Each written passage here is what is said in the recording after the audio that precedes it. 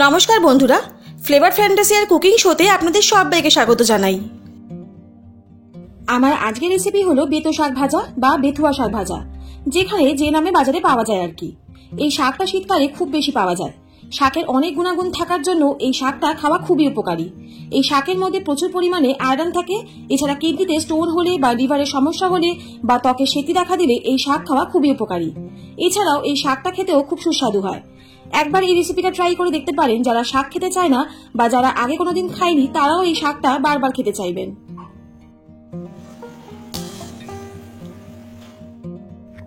আমি এখানে 2 আটি বেতো শাক নিয়েছি আর শাকটাকে ডাটা থেকে ছাড়িয়ে নিয়েছি। মানে শাকের ডাটা থেকে পাতাগুলো যতটা নরম থাকবে ততটা ছাড়িয়ে নিতে হবে। আমি এখানে শাকের পাতাগুলো কুচো করে নিই। আপনারা চাইলে শাকটা কুচি করে কেটে নিতে পারেন, এতে স্বাদে কোনো তারতম্য হবে না। শাকটা বাছার পরে পরিষ্কার করে ধুয়ে নিতে হবে। যেহেতু শাকের মধ্যে মাটি ময়লা থাকে, তাই যে কোনো শাক জলের মধ্যে খুব ভালো করে ধুয়ে নেওয়া খুবই প্রয়োজন। এখানে আমি একটা বেগুন নিয়েছি আর বেগুনটাকে ছোট সাইজ করে ডুমো করে কেটে নিয়েছি। যে কোনো শাকে বেগুন দিলে অবশ্যই বেগুনটা ছোট সাইজ করে কাটবেন। এবারে একটা তাওয়ার মধ্যে 3 থেকে 4 টেবিল চামচের মতন সর্ষের তেল দিয়ে দিলাম। সর্ষের তেলটা খুব ভালো করে গরম হয়ে গেলে ফোড়নে দিলাম একটা শুকনো লঙ্কা আর 1/4 টিস্পুন কালো জিরে। ফোড়নটা খুব সুন্দর করে প্রায় 30 থেকে 40 সেকেন্ড মতন ভেজে নেব। আর ফোড়ন থেকে খুব সুন্দর একটা গন্ধ বেরোলে এর মধ্যে দিয়ে দেব কেটে রাখা বেগুনগুলো। আমি আগেই বলেছিলাম বেগুনগুলোকে আমি ছোট ছোট সাইজ করে ডুমো করে কেটে নিয়েছি। বেগুনগুলোকে তেলের মধ্যে দেওয়ার পর এবারে দিয়ে দিচ্ছি পরিমাণ মতো লবণ আর 1/4 টিস্পুন হলুদ গুঁড়ো।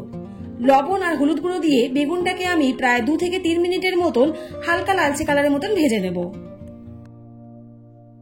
এই পর্যায়ে একটা ছোট্ট টিপস দিয়ে দিই, যে কোনো শাকের ক্ষেত্রে যখন বেগুন ভাজবেন তেলটা অবশ্যই একটু কম করে দেবেন, না হলে কিন্তু বেগুনগুলো একদম বেশি ভাজা হয়ে নরম হয়ে যাবে। এতে কিন্তু শাকের মধ্যে খেতে ভালো লাগবে না। দেখুন বেগুনটা প্রায় ভাজা হয়েই গেছে। এবার এর মধ্যে আমি 2টো চেরা কাঁচা লঙ্কা দিয়ে দিলাম। কাঁচা লঙ্কাটা দিয়ে বেগুনটাকে আমি আরো কয়েক সেকেন্ডের মতন হালকা নাড়াচাড়া করে নিচ্ছি। এবার এর মধ্যে পরিষ্কার করে ধুয়ে রাখা বেতো শাকটা দিয়ে দিচ্ছি।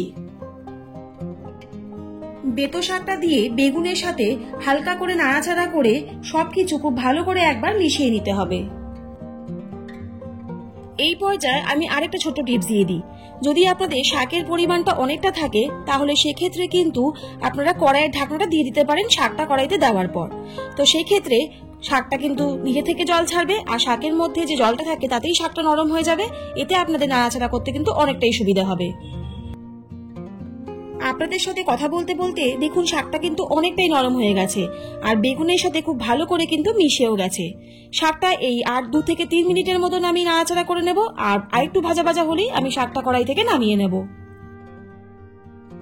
2 থেকে 3 মিনিট ধরে নাড়াচাড়া করার পরে আমাদের এই শাক কিন্তু একদম রেডি। আমাদের আজকের রেসিপি কিন্তু বেতুয়া শাক বা বেতো শাক বেগুনের সাথে কিন্তু গরম গরম ভাতের সাথে পরিবেশন করার জন্য একদম রেডি।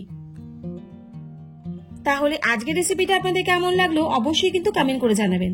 আর যদি ভালো লাগে তাহলে চ্যানেলটা please like, share and subscribe করতে ভুলবেন না। আর পাশে থাকা বেল আইকনটা অবশ্যই প্রেস করে দেবেন, যাতে এরকম নিত্য নতুন রেসিপি আপনাদের কাছে সবার প্রথম চলে যায়। সবাই সুস্থ থাকুন, ভালো থাকুন। অনেক ধন্যবাদ পাশে থাকার জন্য।